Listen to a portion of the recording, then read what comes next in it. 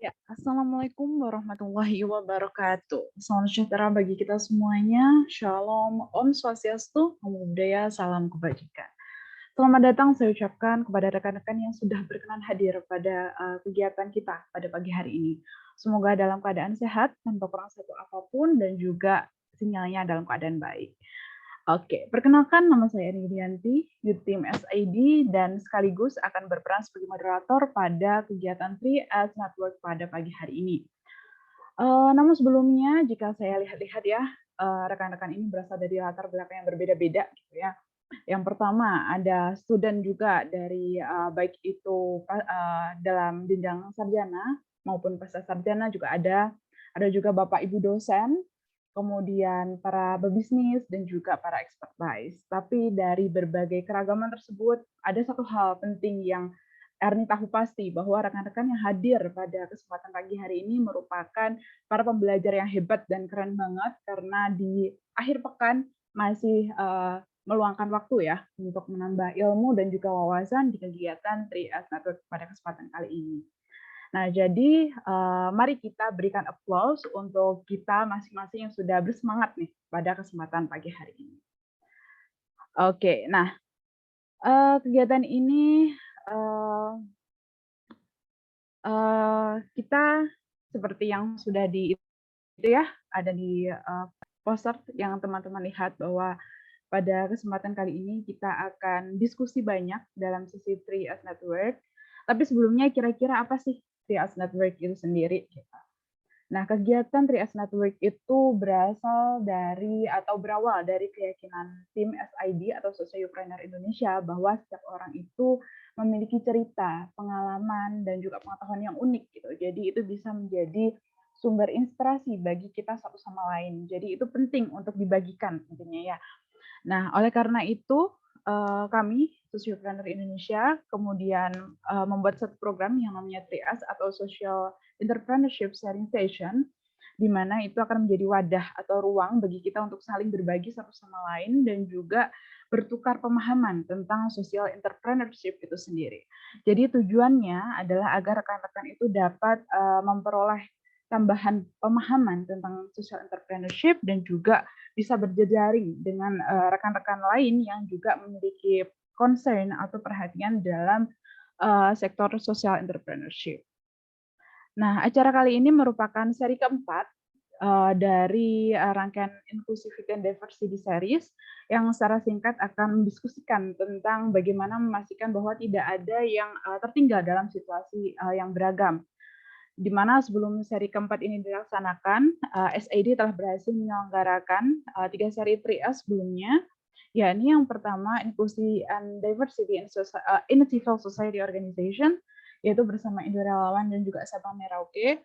Kemudian yang kedua adalah Inclusivity and Diversity yang di dalam Local Economic Development, yaitu ketika kami bersama berdiskusi dengan pemerintah Kota Solok. Dan yang ketiga, kemarin kita juga sudah melaksanakan Inclusivity and Diversity Discussion juga di sektor Education Institution, yaitu bersama Unika Atmajaya Jakarta. Dan kali ini, yaitu seri keempat, akan membahas mengenai inclusivity and diversity di sektor bisnis. Nah, kira-kira siapa aja sih yang kemudian akan menjadi narasumber utama di sesi kali ini?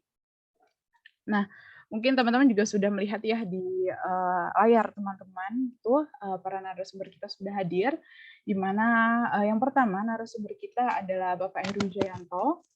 Beliau ini merupakan seorang praktisi dan akademisi yang memulai karir di bidang sistem informasi, namun karena kecintaan beliau gitu ya yang besar terhadap dunia bisnis, maka beliau memanfaatkan teknologi dan juga ilmu yang sudah diperoleh sebelumnya untuk di dunia bisnis seperti itu. Nah, Bapak Heru ini menamatkan pendidikan terakhir di International Management Institute di Belgia dengan memperoleh gelar MBA in International Business Management. Menyambung dengan tema besar mengenai diversity, perjalanan karir Pak Heru ini juga sangat beragam ya, karena temanya keberagaman dan kebetulan narasumber kita ini juga memiliki jenjang karir yang beragam banget. Dari yang awalnya fokus dalam informasi teknologi hingga sekarang di bidang bisnis dan juga pendidikan. Nah, di antaranya Bapak Heru ini pernah menjadi data analis dan database koordinator di PT Palija, Jakarta, kemudian menjadi Head of IT Program di IEU International Business School dan juga menjadi Associate Dean 3 for Student Council di tempat yang sama. Dan masih banyak pengalaman beliau yang lainnya. Dan saat ini beliau menjadi co-founder dan operation manager di Socialpreneur Indonesia, kemudian juga menjadi manajer di kampus Merdeka Mandiri, dan kemudian beliau juga merupakan seorang dosen di Batam International University dan juga Podomoro University. Nah, mungkin saya akan sapa dulu. Selamat pagi Pak Heru. Selamat pagi Pak Erni. Ya, gimana Pak kabarnya pada pagi hari ini? Semangat selalu. Alhamdulillah. Jadi udah siap ya Pak nanti untuk sesi berbagi bersama Semoga. teman-teman. Ya. Amin. Amin. Oke. Nah, selanjutnya kita akan move ke narasumber yang kedua, yaitu Bapak Aditya Dedi Devianto. Beliau ini merupakan seorang expert di bidang marketing communication, khususnya dalam pengembangan SMC atau SME, dan berpengalaman mengembangkan jaringan dalam bisnis dan juga isu sosial. Jadi ini bisnisnya relevan juga ya Pak ya dengan kami di SID seperti itu. Bapak Adit ini menamatkan pendidikan terakhirnya di Universitas Surabaya atau UBaya dan juga di Perbanas di Surabaya. Bapak Adit ini memiliki rekam jejak karir yang cukup banyak itu di bidang marketing dan juga managing partner, di mana beliau pernah bekerja di Bukit Hamparan Rezeki Abadi, kemudian di LPPM Ubaya, kemudian di PT Biru Semesta Abadi, dan kemudian untuk bidang managing partner beliau menjadi managing partner di Pentahelix Ecosystem dan juga develop networking and market di Indonesia. Kemudian untuk saat ini beliau menjadi bagian dari PT Digi Media Teknologi, atau mungkin kita lebih mengenalnya sebagai Emoji gitu ya, di mana beliau itu juga turut berpartisipasi atau berkontribusi banyak dalam mempersiapkan Emoji Apps launching di tahun 2020. Nah, sebelumnya mungkin saya akan sapa juga. Halo Pak Adit, gimana Pak kabarnya hari ini? Halo Mbak Erni, sehat selalu ya. Ya, alhamdulillah ya Pak ya. Jadi udah siap nanti untuk berbagi sama rekan-rekan semua di sini. Ya, siap. Oke, baik. Nah, begitu rekan-rekan perkenalan singkat dari para narasumber kita pada hari ini. Tapi mungkin ada yang bertanya-tanya ya, emoji itu apa sih? Kemudian mungkin Pak Heru ini lika-liku perjalanannya mengembangkan karir ini seperti apa sih? Sampai kemudian bisa menanamkan inclusivity dan diversitas di bisnis itu seperti apa sih? Nah, itu nanti bisa ditanyakan di sesi Q&A setelah para narasumber ini menyampaikan pemaparannya, begitu ya. Jadi sebelum kita masuk ke sesi pemaparan, izinkan saya untuk membacakan peraturan pada sesi Free as Network pada pagi hari ini. Yang pertama, rekan-rekan partisipan harap menyalakan video dan menggunakan virtual background yang telah dibagikan, serta mematikan audio selama sesi berlangsung, dan ataupun kecuali dipersilakan oleh moderator. Yang kedua, rekan-rekan partisipan dapat menyampaikan pertanyaan pada saat sesi Q&A, baik melalui chat box ataupun secara langsung dengan on mic setelah dipersilakan oleh moderator. Yang ketiga, rekan-rekan partisipan diharapkan dapat berpartisipasi aktif dalam sesi Q&A sehingga diskusi kita pada pagi hari ini tuh semakin hidup gitu ya. Dan yang terakhir, rekan-rekan partisipan dapat mengisi link daftar hadir nanti setelah sesi Q&A.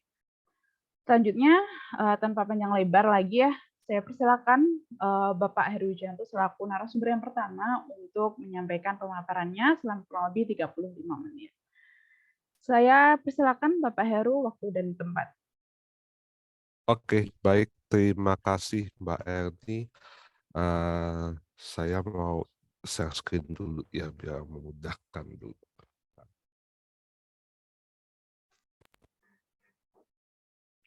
Sudah terlihat ya Mbak Erni ya? Ya, sudah Pak. Oke, baik. Assalamualaikum warahmatullahi wabarakatuh. Salam sejahtera bagi kita semua dan selamat pagi Bapak Ibu dan juga teman-teman mahasiswa semua. Sekali lagi terima kasih ya sudah menyempatkan hadir di weekend ini, di hari Sabtu ini, untuk bersama-sama berkumpul ya di dalam kegiatan 3S Network hari ini.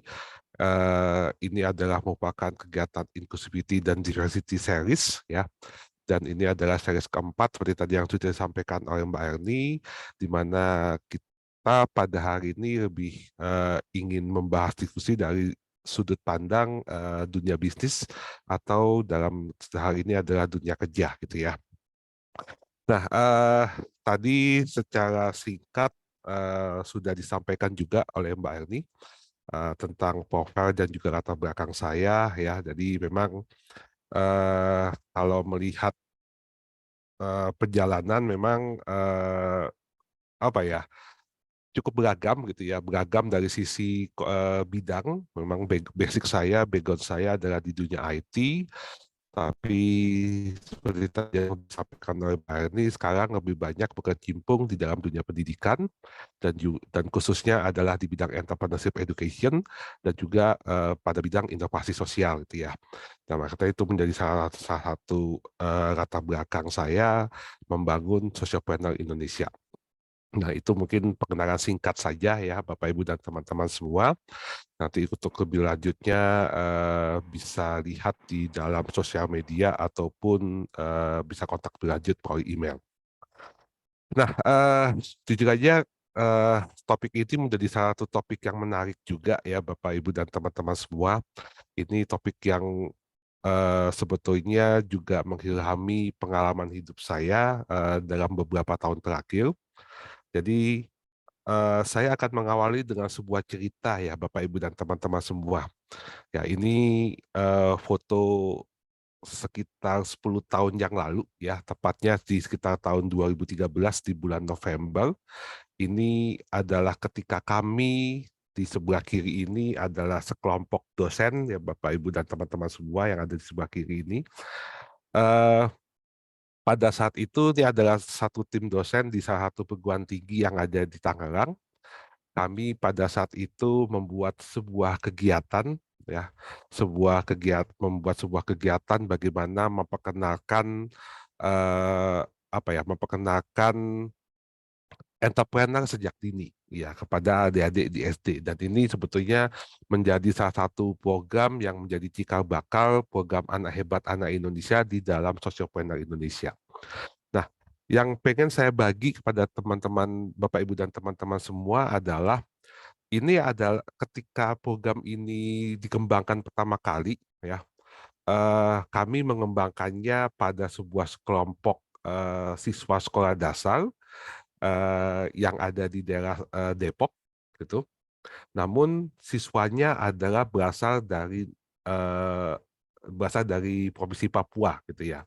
Di sini teman-teman yang kau bisa lihat ya, ini waktu itu kelasnya adalah 4 sampai 6 SD. Tapi yang menarik adalah eh, ada sebuah hal yang saya temuin mungkin tidak pernah saya temukan sebelumnya gitu ya. Ternyata teman-teman dari Papua dengan usia sekolah kelas 4 sampai kelas 6 SD itu ternyata badannya besar-besar semua gitu ya. Bahkan badannya ya ada yang sebesar saya gitu ya. Tapi usianya memang masih segitu gitu ya, tapi badannya besar. Dan ada hal menarik, suatu hal yang tidak bisa saya lupakan hingga saat ini adalah ketika kita pulang, pada saat itu ketika kita habis bermain, kita habis belajar gitu ya, ketika kita pulang tuh mereka tuh memeluk kita gitu ya, memeluk kita, kemudian ketika kita naik mobil tuh mereka kayak kayak dada-dada gitu ya, kita tuh kayak seperti artis jadinya gitu ya. Dan mereka tuh punya ketulusan yang luar biasa gitu ya. Dan ini sebetulnya menjadi sebuah pengalaman luar biasa bagi saya, bagi kami semua di tim dosen ini. Bagaimana kalau kita punya mimpi dalam mengumpulkan keberagaman dalam sebuah program studi pada saat itu. Sehingga karena kami pada saat kampusnya masih baru, kita bermimpi gimana ya kalau kita punya mahasiswa itu beragam. gimana ya kalau kita punya mahasiswa tuh dari Aceh sampai Papua gitu ya. Kok kayaknya itu menjadi suatu hal yang menarik. Kita bisa belajar budaya satu sama lain, kita bisa mengenal latar belakang mereka satu sama lain ya. Bahkan kita bisa melihatkan kekayaan yang luar biasa dari Indonesia gitu ya. Nah, ini menjadi salah satu dasar mimpi kami di awal sebetulnya. Dan ketika kami berinteraksi dengan adik-adik dari Indonesia Timur ini, dari Papua ini, ternyata kami mendapatkan sebuah hal yang tidak pernah kami sangka sebelumnya gitu ya. Ternyata mereka itu ya, walaupun mungkin pada saat kami berinteraksi ada sedikit kesulitan ya, karena mereka lebih suka menggunakan bahasa daerah daripada bahasa Indonesia misalnya, tapi mereka punya kekuatan yang luar biasa, yaitu dalam hal seni. Ya, mereka berani ketika menggambar, mereka punya keberanian di sana, mereka punya ide-ide di dalam menggambar sesuatu yang luar biasa, dan itulah yang membuat kami berpikir bahwa ternyata setiap orang tuh punya keunikan, ternyata setiap orang tuh punya apa ya, punya perbedaan yang ketika digabungkan itu di dalam sebuah kelompok itu mungkin akan menjadi sesuatu hal yang luar biasa. Nah, inilah satu hal di awal tahun 2013 itulah yang membuka sudut pandang terutama saya pribadi bahwa keragaman itu menjadi suatu hal yang luar biasa ya ternyata gitu. Nah, kemudian berlanjut ya cerita ini ya ketika tadi menginspirasi kami untuk mengumpulkan berbagai macam apa ya, keragaman di dalam mahasiswa. Ya, ini adalah mahasiswa kami pada saat itu yang kalau Bapak Ibu dan teman-teman lihat memang betul-betul sangat beragam gitu ya. Dan di sinilah sebuah proses yang kami dapatkan bahwa wah ternyata keberagaman itu luar biasa ya. Ya, ada mahasiswa walaupun mungkin jumlahnya nggak banyak ya, ada mahasiswa yang benar-benar memang dari Sumatera, ada yang dari Kalimantan, ada yang dari Sulawesi ya, bahkan hingga Papua dan tentu saja juga di Jawa. Dan itulah yang akhirnya melihat kami bahwa wah itu keagamaan itu luar biasa. Ini adalah merupakan pengalaman kami Bapak Ibu dan teman-teman semua yang akhirnya yang ingin coba kami bagikan bahwa ketika kita berada dalam sebuah lingkungan yang beragam, ternyata kita mendapatkan sesuatu hal yang luar biasa, baik itu bagi diri kita dan juga bagi lingkungan kita. Dan sesuai dengan tema pada pagi ini, inclusivity dan diversity, eh, sebetulnya ini bukan suatu hal yang baru bagi kita yang ada di Indonesia, Bapak Ibu dan teman-teman semua. Keberagaman yang ada itu memang secara tidak sadar, secara tidak langsung, itu mampu membangun, mencakup semua perbedaan yang membuat kita tuh unik, ya. Kita dilahirkan, kita, sejak lahir, ya, keunikan kita tuh adalah menjadi sebuah identitas bagi kita, ya. Kita punya suku yang berbeda, kita punya warna kulit yang berbeda, ya, suku bangsa yang berbeda, dan Indonesia itulah yang menjadi kekuatan kita di Indonesia itu sendiri.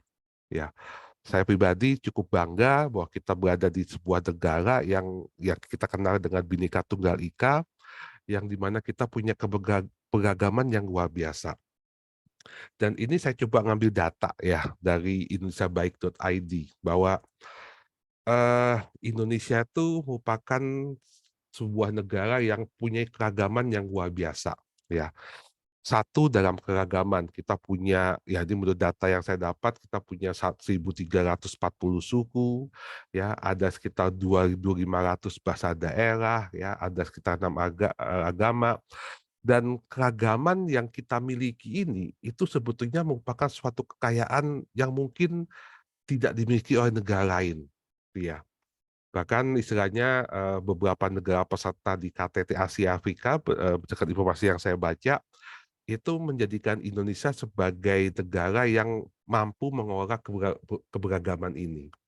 Dan keberagaman ini secara tidak langsung, gitu ya Bapak Ibu dan teman-teman semua, dapat mempererat persatuan, ya khususnya dalam hal Bhinneka Tunggal Ika, gitu ya. Nah, Ini situasi yang sebetulnya menjadi sebuah kekuatan yang luar biasa bagi kita.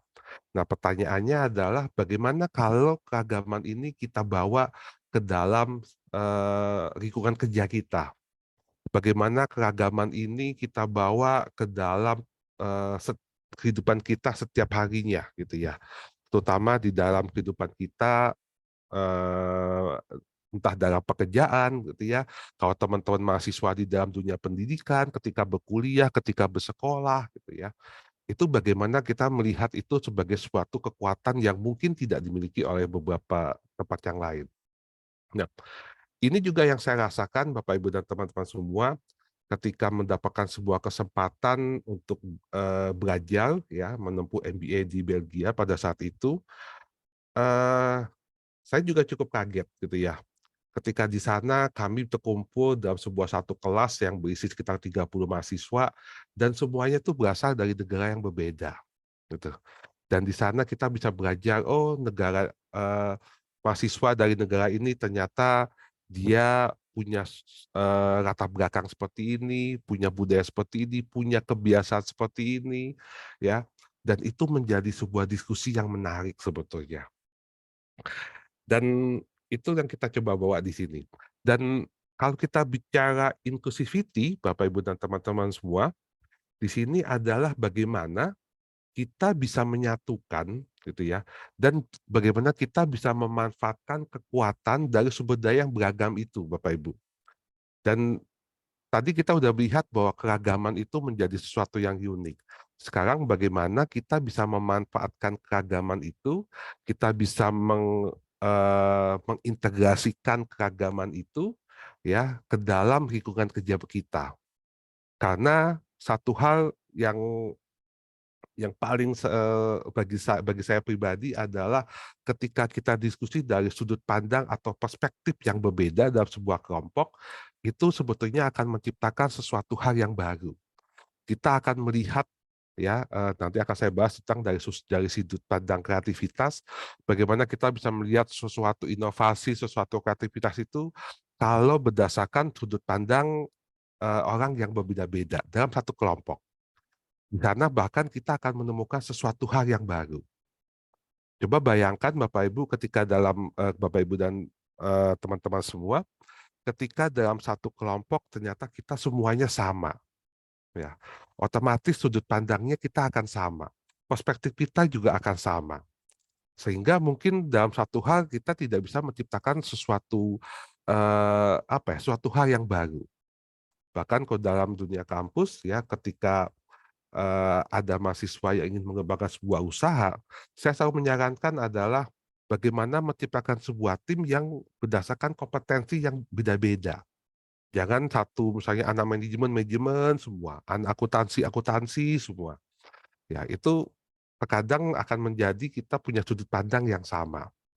Ketika satu tim punya keragaman, entah itu dari bidang ilmu, kompetensi, latar belakang, ya, itu kita akan menciptakan sesuatu hal yang baru, yang bahkan akan menjadi sesuatu hal yang mungkin tidak dimiliki oleh yang ada di tempat lain.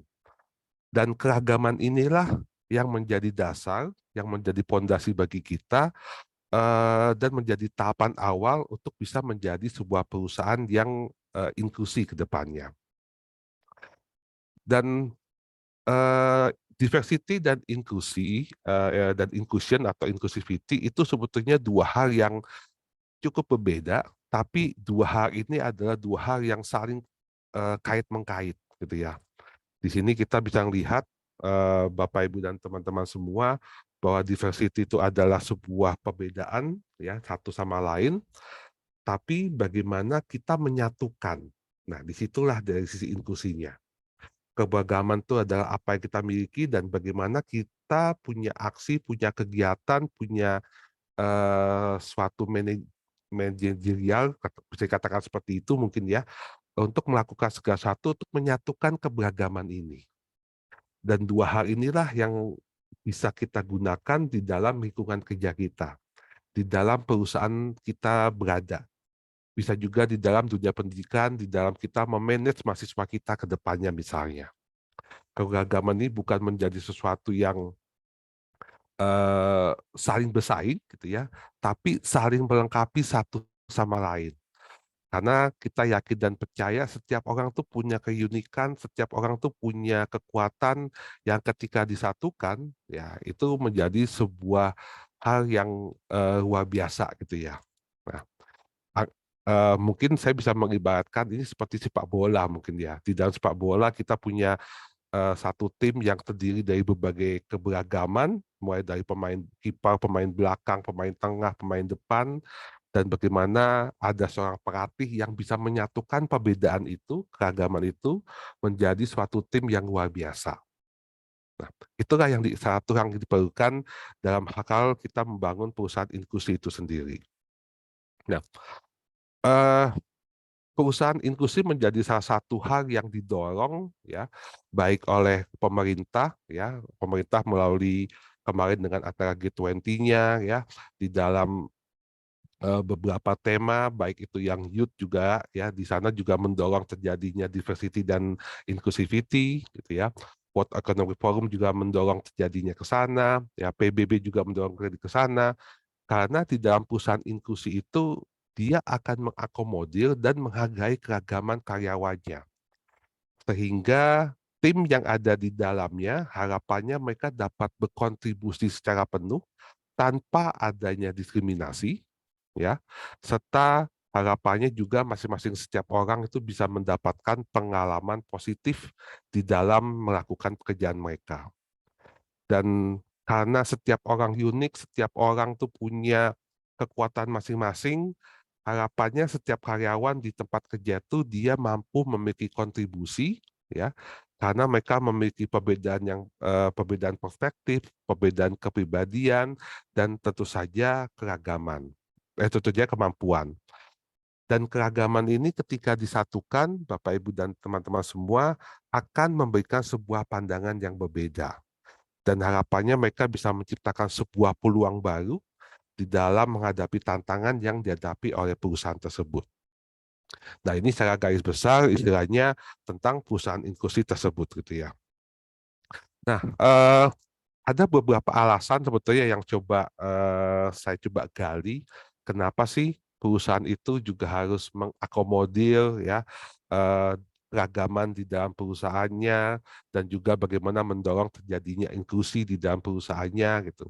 Yang pertama, yang paling banyak berdasarkan hasil penelitian adalah ternyata perusahaan yang beragam timnya, perusahaan yang tenaga kerjanya beragam, itu secara tidak langsung mampu membuka potensi inovatif dari tenaga kerjanya. Nanti saya akan memberikan sebuah contoh yang luar biasa yang kami coba pelajari dari Lenovo. Lenovo adalah sebuah perusahaan global yang ternyata dia mengedepankan inklusivitas. Ya. Dan ternyata produk-produk inovatif yang dihadirkan oleh Lenovo itu salah satu halnya adalah terjadi karena mereka membentuk sebuah kelompok yang di dalamnya terdiri dari berbagai eh, tenaga kerja yang beragam. Itu yang dirasakan. Kemudian yang kedua, ini saya ambil sebetulnya saya rangkum dari penelitian yang dilakukan atau survei yang dilakukan oleh PwC dan McKinsey, bahwa perusahaan yang memiliki keragaman dan inklusivitas itu ternyata memiliki kinerja keuangan yang baik. Ya, ternyata mereka memiliki tanda kutip ya profit dan keunggulan kompetitif yang juga lebih baik daripada perusahaan lainnya. Kemudian yang ketiga adalah kemampuan beradaptasi yang baik. Karena di dalam keagaman itu akan memungkinkan terjadinya sebuah pemikiran yang unik, ya, dan akan tercipta sebuah pengambilan keputusan yang lebih baik melalui pandangan yang lebih dalam dan lebih komprehensif. Sehingga pemimpin di dalam sebuah tim itu dia bisa melihat sudut pandang yang berbeda, dia bisa melihat kekuatan masing-masing yang ada di dalamnya, dan akhirnya dia bisa mengambil sebuah keputusan yang lebih dalam, terutama ketika dia membawa perusahaannya untuk beradaptasi dengan perubahan yang ada. Itu yang kita lihat dari 3 poin ini. Kemudian yang keempat, ini yang menjadi sebuah poin utama sebetulnya dari perusahaan inklusi adalah kreativitas dan inovasi. dengan adanya keragaman dengan tingkat yang lebih dalam, kemudian ada perbedaan juga latar belakang, ya, kepribadian dan nilai, ini ternyata sangat signifikan untuk berkontribusi pada tingkat kreativitas, ya, dan itu akan mendorong terjadinya pola pikir atau mindset kreativitas dan akhirnya menciptakan sebuah ide-ide inovasi. Bahkan lebih jauhnya itu akan bisa membangun sebuah entrepreneurial company, ya, yang akan bisa mampu beradaptasi dengan segala macam perubahan. Itu dampaknya bahkan bisa sampai ke sana. Dan yang kelima adalah secara tidak langsung itu dapat menurunkan turnover karyawan. Karena dengan adanya keragaman, karyawan itu merasa dihormati, dia merasa didengar oleh perusahaannya, dan tentu saja merasa dihargai. Dan itu akan menciptakan sebuah lingkungan kerja yang bagi karyawan itu menjadi suatu hal yang nyaman. Dan yang terakhir itu bisa saja mempersempit gap, ya, pada talent, dan kemudian juga mampu memberikan manfaat bagi masyarakat sekitarnya, ya. Jadi salah satu hal berdasarkan penelitian yang terjadi saat ini itu adalah kekhawatiran para pimpinan karena mereka tidak bisa memiliki mendapatkan sumber daya yang tepat, gitu ya. Jadi salah satu hal yang bisa untuk mengisi kekosongan itu adalah dengan membuat sebuah perusahaan yang beragam. Nah, ini beberapa poin istilahnya yang menjadi salah satu dasar alasan perusahaan untuk fokus kepada perusahaan inklusinya. Dan ini ada sebuah quote yang bagus, yang sangat baik, yang saya coba ambil dari Barack Obama, mantan Presiden Amerika Serikat, bahwa penelitian telah menunjukkan bahwa kelompok yang beragam itu lebih efektif dalam memecahkan masalah daripada kelompok yang homogen, dan kebijakan dari sebuah organisasi yang mempromosikan keragaman dan inklusi itu akan meningkatkan kemampuan untuk memecahkan tantangan, terutama memaksimalkan keterlibatan dan inovasi karyawannya. Jadi ini secara tidak langsung akan memaksimalkan sumber daya, kompetensi sumber daya dari angkatan kerja yang ada di dalam sebuah organisasi, dan akan memaksimalkan keterlibatan mereka untuk bisa menciptakan sebuah inovasi daripada karyawannya. Dan kita lihat, Bapak Ibu, kenapa itu bisa terjadi, gitu ya. Karena ketika kita menerapkan perusahaan inklusi ataupun keragaman di dalam sebuah perusahaan, perusahaan itu di dalamnya akan menghadapi bagaimana setiap pegawai, setiap karyawan itu berinteraksi dengan berbagai macam orang dari berbagai kelompok, di mana mereka akan menghadapi tenaga kerja yang beragam dengan latar belakang budaya yang tentu berbeda. Dan mereka akan bekerja juga dengan berbagai karyawan dari latar belakang yang berbeda. Sehingga dengan ini akan memperoleh apa? Meningkatkan pengetahuan kita melalui interaksi. Secara tidak langsung ketika kita berinteraksi dengan berbagai macam orang dari berbagai kelompok, itu kita bisa belajar secara langsung. Terus yang pasti mengembangkan pemikiran kreatif, ya, karena melihat masalah, melihat suatu hal itu dari sudut pandang yang berbeda, kemudian mampu meningkatkan kesadaran diri kita, mempertajam pengetahuan, ya, dan kita bahkan bisa mendapatkan sebuah pengalaman baru dalam dalam belajar dari orang yang berbeda dengan kita. Nah, inilah yang akan diperoleh dan secara tidak langsung bagi dunia usaha, bagi sebuah perusahaan itu sangat membantu mereka. Nah, apa yang harus dilakukan oleh perusahaan untuk bisa merangkul keragaman inklusi, Bapak Ibu dan teman-teman semua? Tahapan pertama yang perlu diperhatikan itu adalah edukasi itu lebih dahulu. Ya, kita harus mampu memberikan pemahaman bagi setiap anggota di dalam lingkungan kerja kita, tidak hanya pemimpinnya, ya, tapi seluruh unsur yang ada di dalam lingkungan kerja kita, ya. Dan beberapa perusahaan itu mereka membentuk sebuah tim yang dinamakan dengan tim inklusi, ya. Ini bentuknya bisa macam-macam, bisa bentuk tim ad hoc atau segala macam, dan mereka selalu merayakan perbedaan karyawan. Ya, merayakan itu dalam arti ketika ada suatu momen dari sekelompok karyawannya itu mereka selalu menghormatinya, ya, entah ada perayaan dari sisi agama, dari budaya, itu saling respect satu sama yang lain. dan yang tidak kalah pentingnya adalah bagaimana mendengarkan, ya, mendengarkan karyawan sehingga mereka tuh merasa dihargai, gitu ya.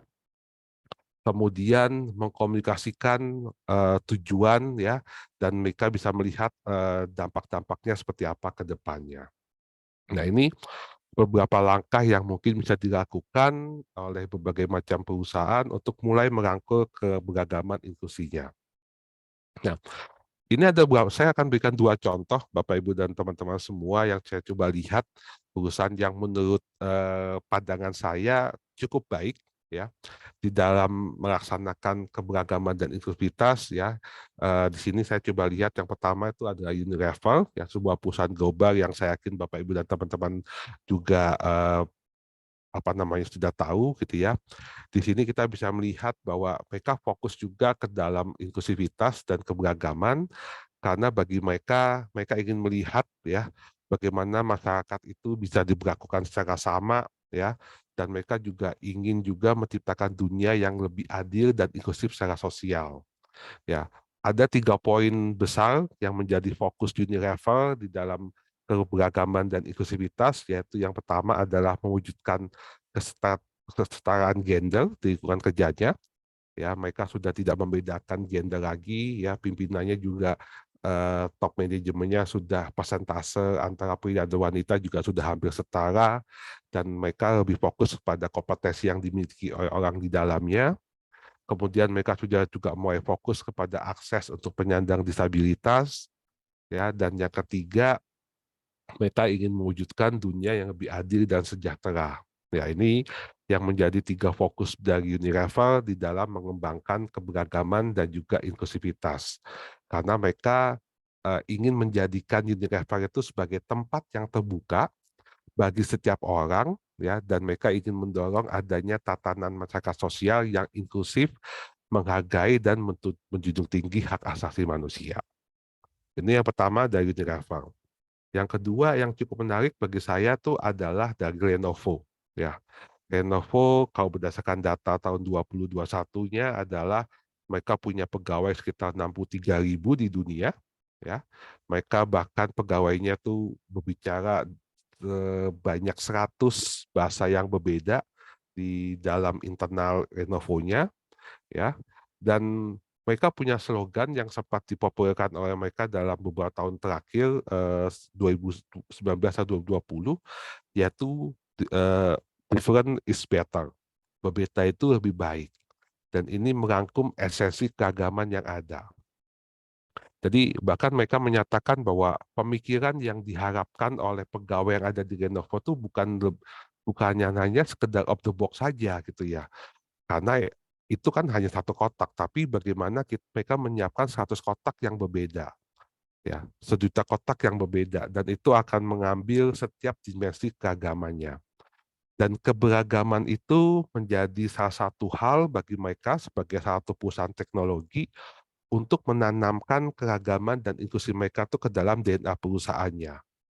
Dan kita lihat Lenovo menjadi satu perusahaan, ya, yang selalu menghasilkan berbagai macam ide-ide baru yang mungkin sangat menarik ataupun sangat layak untuk kita lihat istilahnya. Nah, sebagai satu penutup untuk sesi ini, saya akan memperlihatkan sebuah video yang dikembangkan oleh Lenovo untuk memperlihatkan keberagaman yang mereka miliki. Kita coba lihat videonya terlebih dahulu.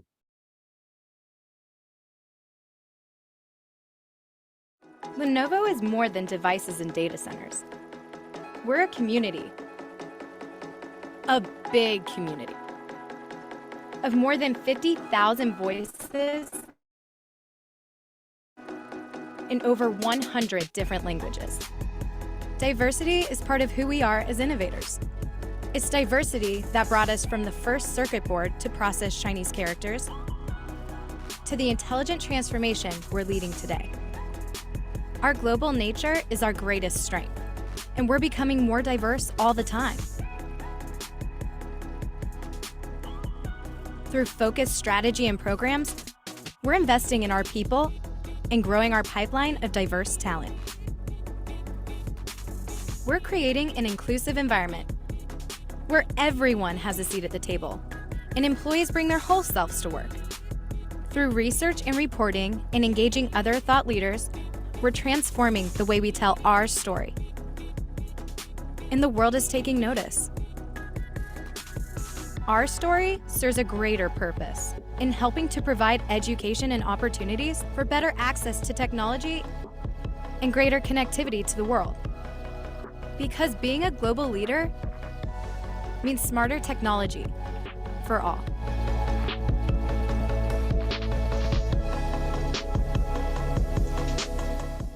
Ya, jadi walaupun videonya singkat, tadi kita bisa lihat ya Bapak Ibu dan teman-teman semua, bagaimana inovasi yang dilahirkan oleh Lenovo, kreativitas yang menghasilkan inovasi di dalam produk Lenovo itu didasarkan pada keberagaman yang mereka miliki. Jadi bagaimana Lenovo mengedepankan merangkul keberagaman dan bagaimana mereka bisa menghubungkan keberagaman itu menjadi sebuah produk, menjadi sebuah inovasi yang akhirnya tidak hanya bermanfaat secara bisnis, tapi juga bagaimana bisa menghasilkan inovasi yang juga punya dampak kepada masyarakat, khususnya dalam bidang pendidikan. Nah, jadi itu sebagai satu contoh, Bapak Ibu, seperti kita tahu teknologi bukan salah satu kunci ya. Jadi Lenovo tidak hanya fokus pada teknologinya, tapi mereka fokus pada keberagamannya dan bagaimana mereka berhasil memanfaatkan itu. Kalau saya tidak salah sih, sebetulnya kalau secara global, Lenovo menjadi satu perusahaan yang selalu terdepan di dalam mengedepankan inclusivity dan diversity-nya. Nah, mungkin itu yang bisa saya sampaikan Bapak, Ibu, dan teman-teman semuanya. Jadi di sini yang pengen saya coba tekankan adalah keberagaman itu menjadi sebuah hal yang luar biasa, yang menjadi suatu hal yang bukan kita hindari, tapi malah satu hal yang perlu kita gandeng, karena dengan keberagaman itu kita akan mendapatkan suatu hal pengalaman yang baru, suatu hal sudut pandang hal yang berbeda, dan ketika itu berhasil disatukan, kita akan menghasilkan sesuatu hal yang pasti akan berdampak tidak hanya bagi diri kita sendiri, tapi juga berdampak bagi lingkungan juga masyarakat banyak kan. Mungkin itu yang bisa saya sampaikan. Saya kembali terima kasih dan mohon maaf kalau ada salah-salah kata. Saya kembalikan lagi ke Mbak Erni. Terima kasih. Ya, terima kasih Pak Heru atas pemaparan yang luar biasa banget, dan Pak Heru bisa ini ya menyampaikan bukti gitu bahwa memang diversity dan inclusivity itu bisa membawa ke arah kesuksesan, dan kita bisa sama-sama melihat bahwa buktinya ada gitu ya, dan teman-teman bisa menyaksikan bersama kita hari ini gitu. Dan mungkin kita bisa berikan aplaus dulu nih buat Pak Heru atas pemaparan yang luar biasa banget di pagi hari ini gitu ya. Oke. Sebelum mungkin teman-teman bisa berefleksi dulu dari penjelasan Pak Heru, apa yang ingin ditanyakan, apa yang ingin direspon dari penyampaian dari Pak Heru tadi, boleh banget nanti bisa di hold untuk di sesi Q&A gitu ya.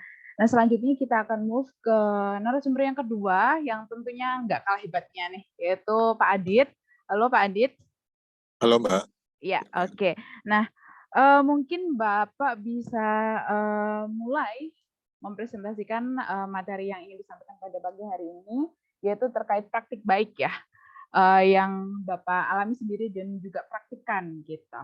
Baik Pak, silakan waktu dan tempat dan layar kami persilakan. Oke, terima kasih Mbak Erni. Assalamualaikum warahmatullahi wabarakatuh. Salam sejahtera buat teman-teman semua yang hadir di sini. Perkenalkan, saya Aditya, saya managing partner daripada Emoji. Nanti saya akan cerita sedikit, ini saya sedang membuka screen saya. Oke,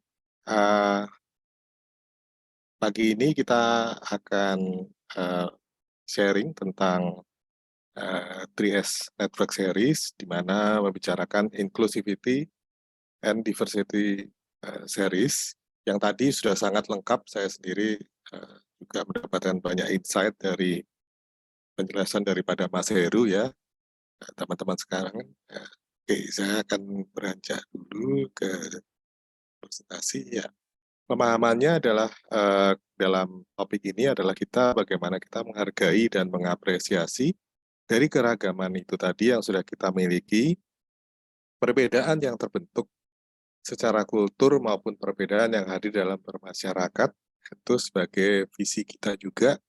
Kita sadar, kita tadi dipaparkan jelas, kita berada di dalam negeri yang sangat beragam ini. Untuk point of view-nya kita bisa lihat, teman-teman semua, bahwa diversitas dan inklusivitas dalam kehidupan sehari menjadi satu unsur yang krusial ya dalam pemerataan. Tadi disampaikan juga bahwa kita menjamin tidak adanya pihak yang diabaikan dalam hal ini, apalagi kita di poin nomor 2 kita akan menyinggung tentang SDG juga, ada 17 capaian. Setelah G20, semua mata dunia memandang ke Indonesia ya. Jadi kalau boleh dibilang, sebelum G20 sebenarnya hal itu sudah terjadi, dan salah satu program pemerintah yang sangat menarik pada waktu itu yang kami support itu adalah MBKM ya. Pada saat itu kami bersama salah satu dari program MBKM terus mendengungkan hingga G20 berjalan pada tahun lalu. Nah, yang kita tidak bisa lepas begitu saja adalah peran dari masing-masing masyarakat itu sendiri ya. Tadi disampaikan bahwa semua lapisan masyarakat itu berperan penuh ya. Dan di sini dalam hal ini ada stakeholder. Kalau di Sociopreneur ID dan di kami sangat menghormati pola kolaborasi antar pemangku kepentingan ini, teman-teman semua ya. ABGS ya, kalau saya bilang begini, ABGS tinggal satunya itu kita.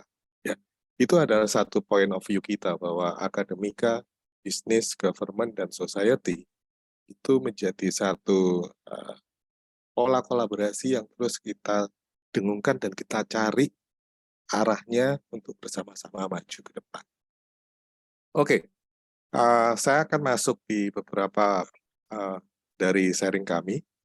Kita tadi sudah paham bahwa kita ini beragam ya, teman-teman. Di sini ada beberapa foto yang saya berikan. Salah satu ada kegiatan di atas juga, di mana kita bersama dengan beberapa komunitas di Indonesia, saya bilang dari Aceh dan hingga Papua, itu untuk membuat satu pola-pola kolaborasi dengan berbagai ragam komunitas, tanpa melihat mereka dari golongan ataupun dari budaya apapun ya.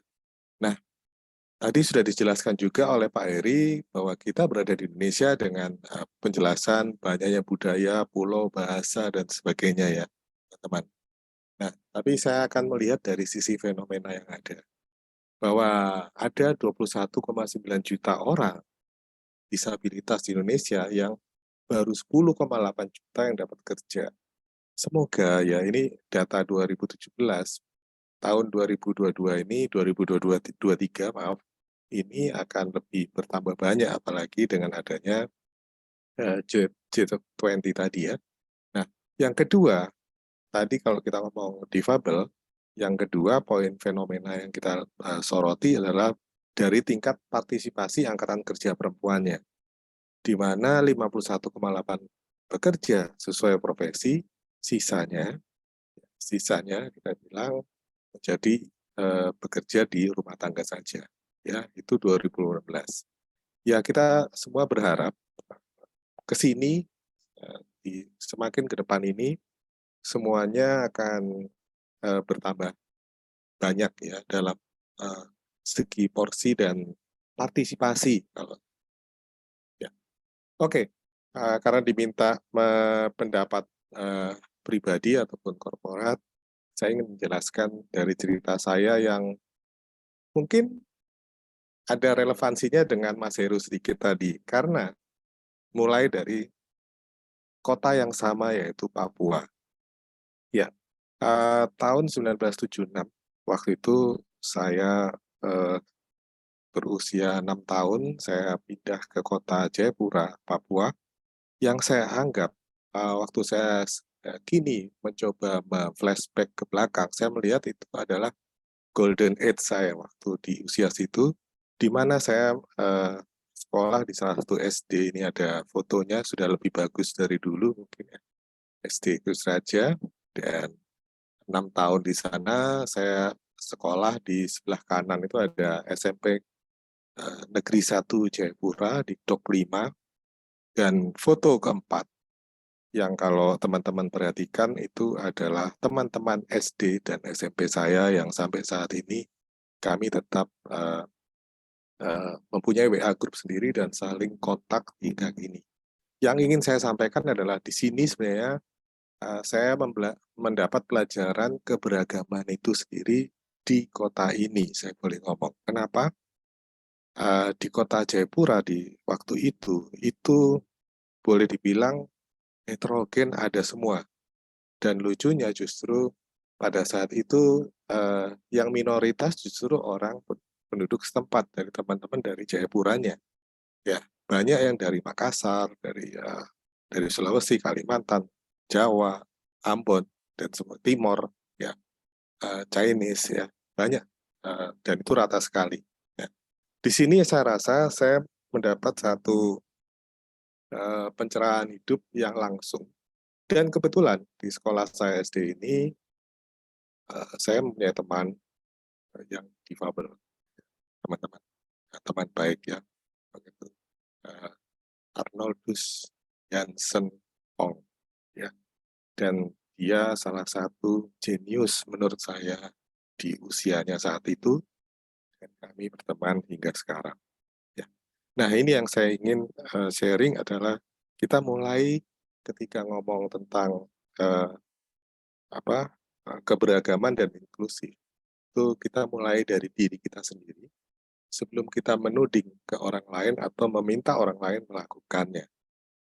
Hal ini pula secara digariskan juga, saya merasa hidup ini sudah digariskan oleh Tuhan.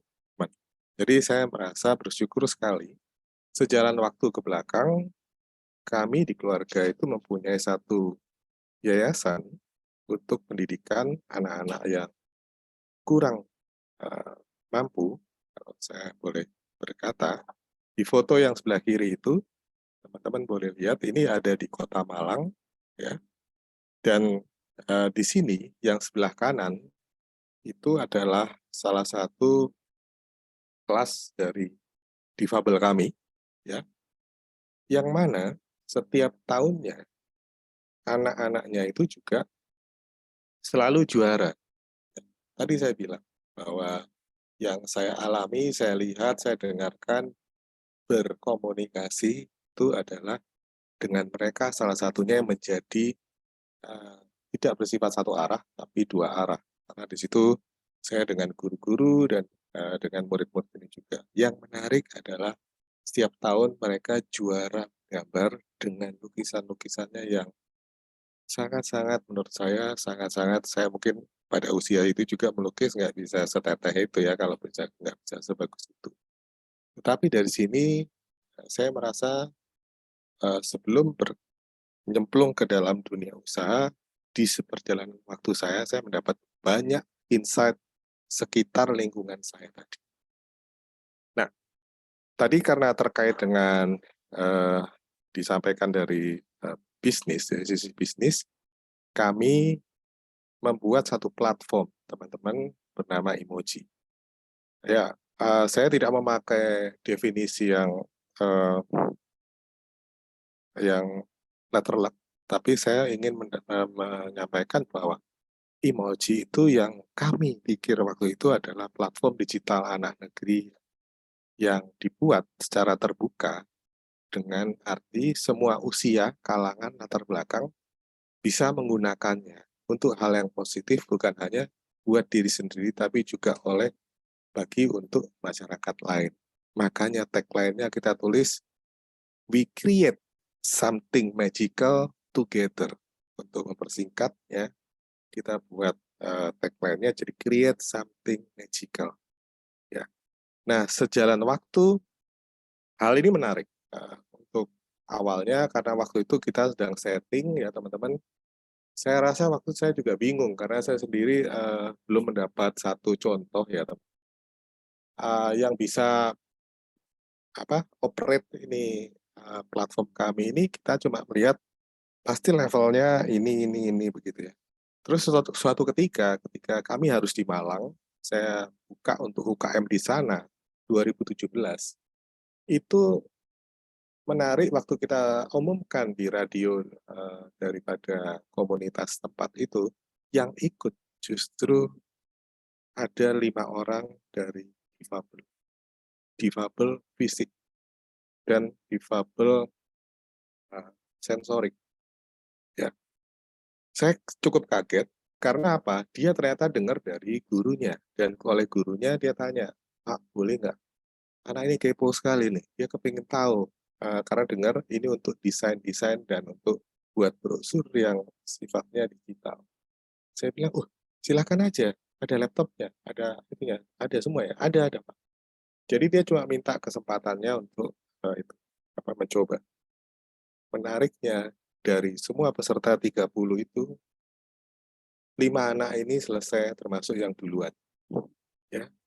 Saya memberikan testimoni ini yang tidak pernah saya berikan sebelumnya, tapi begitu oleh teman-teman sosiopreneur, menanyakan hal ini, saya jadi mencoba melihat sejarah dari platform ini, saya ingat satu titik di sini. Di sini saya mendapat, dengan tim melakukan garis tegas, ya, bahwa ini jelas open platform, ya. Ya, jadi bisa digunakan oleh siapa saja untuk membuat pesan-pesan atau konten ya.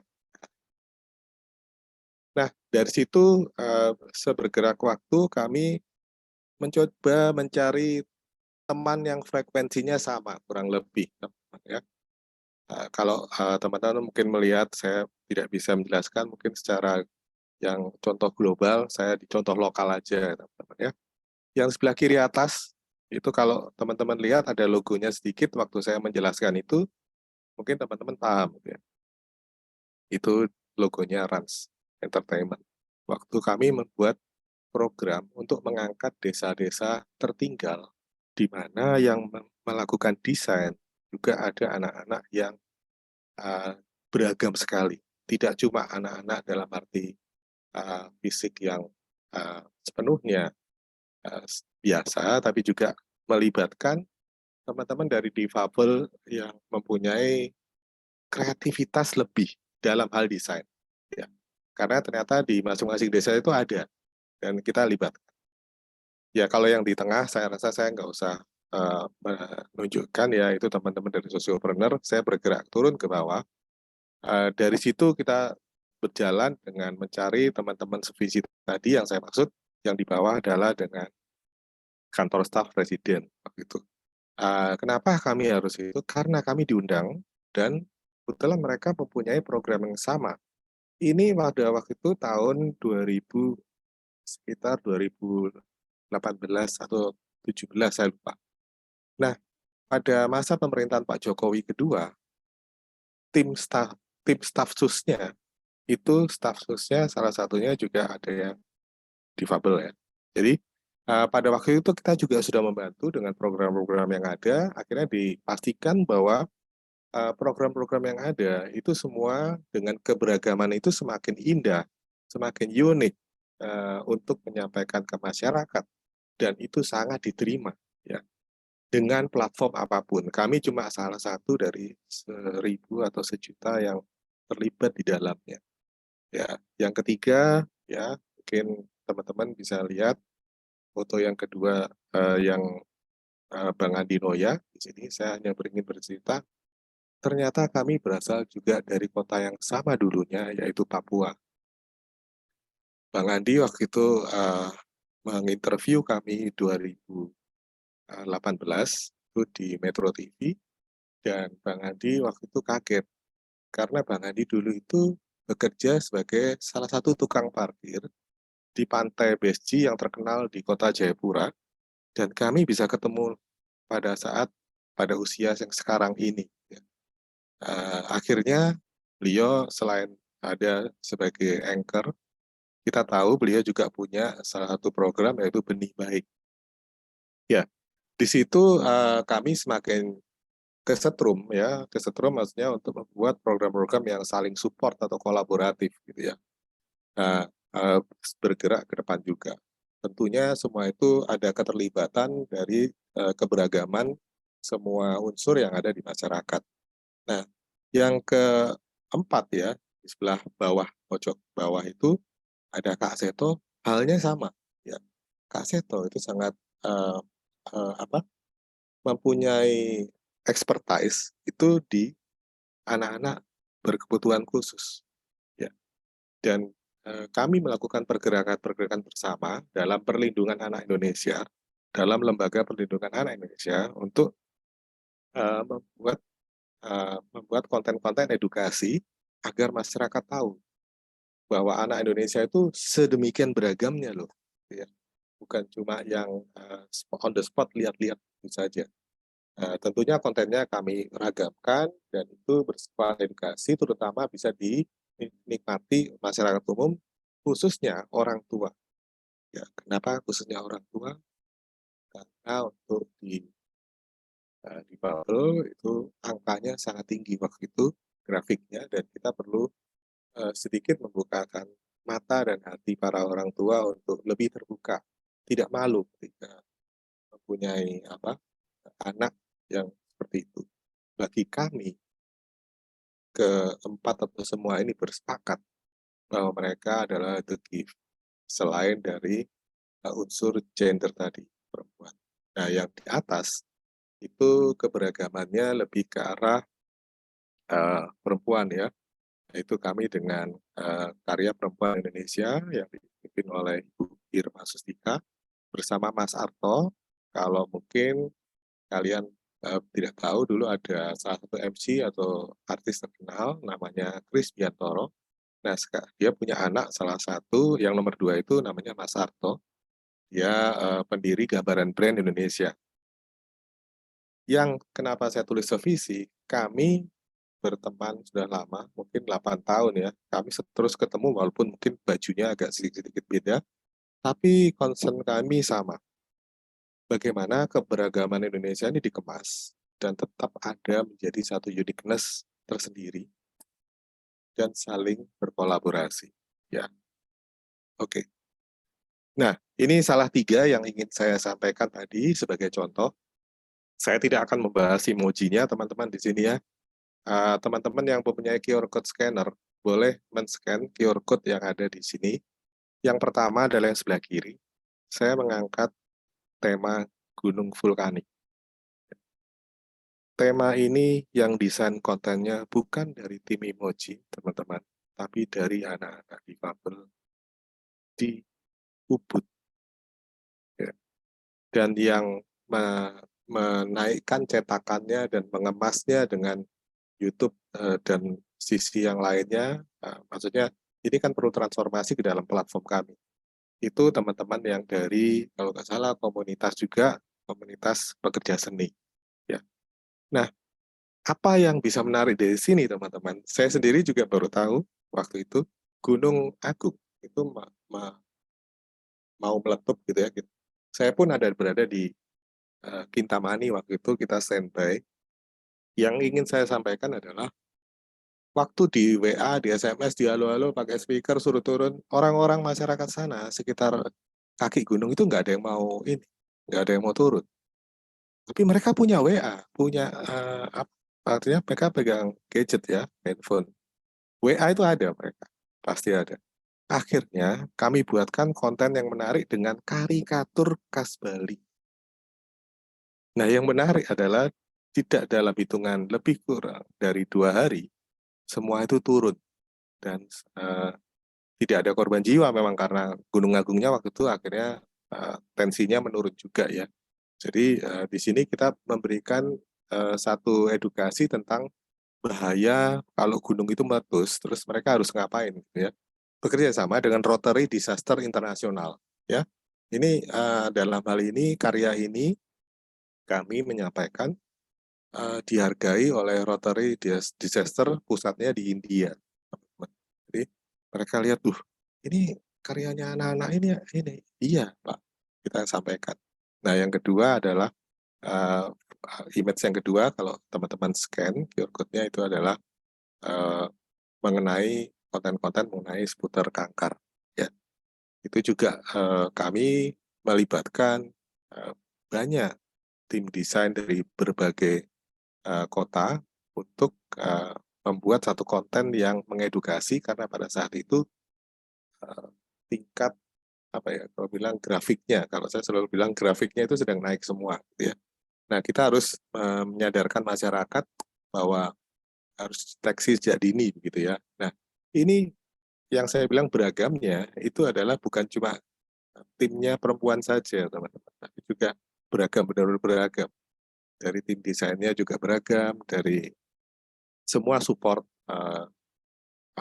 stakeholder-nya juga beragam.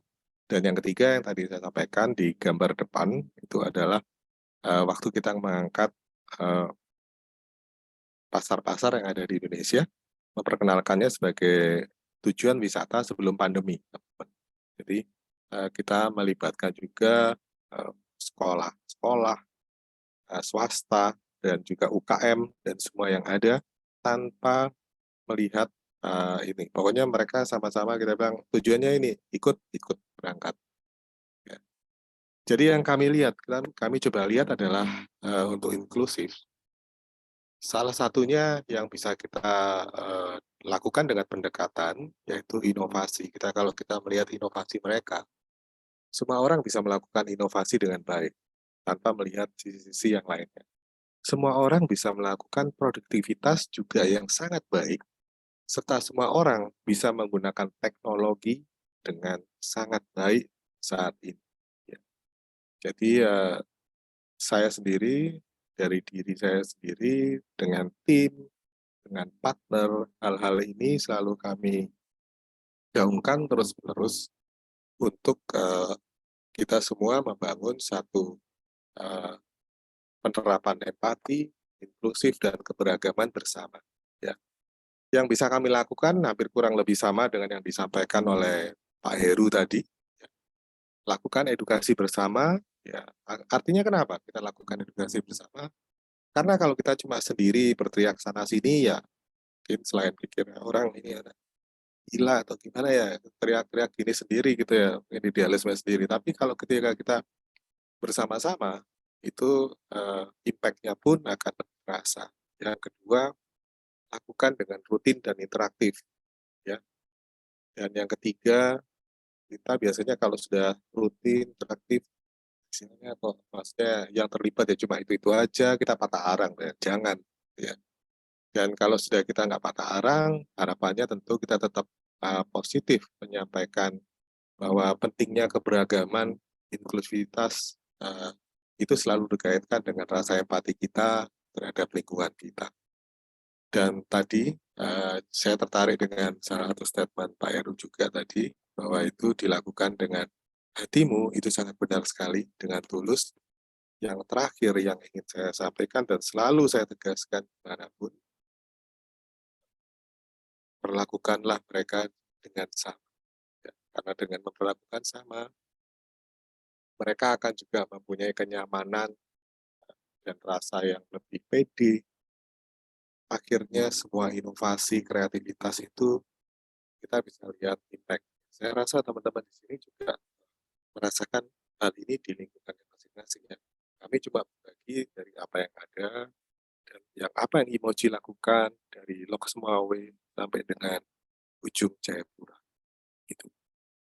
Nah, jadi poin saya untuk pertemuan ini adalah, selain kita memang mengharapkan keberagaman ini bisa dijahit dalam pola kolaborasi yang nyata, apapun ya bentuknya, kita perlu juga selalu menegaskan bahwa mereka itu semua jangan pernah melihat dengan sebelah mata saja. Nah, saya harap teman-teman di sini juga mempunyai pikiran-pikiran atau insight yang menarik-menarik. Mari kita berbagi ke depan ini sama-sama untuk berdiskusi tentang tema ini. Terima kasih. Saya kembalikan ke Mbak Erni. Ya, terima kasih Pak Adit atas pemaparan yang luar biasa banget. Gak kalah kerennya nih dari pemaparan Pak Heru sebelumnya tentunya. Bahkan saya juga mendapatkan banyak insight baru ya dari pemaparan Pak Adit sebelumnya bahwa tentang pentingnya berawal dari memulai segala sesuatu itu dari diri sendiri dan dengan hati yang ikhlas gitu ya.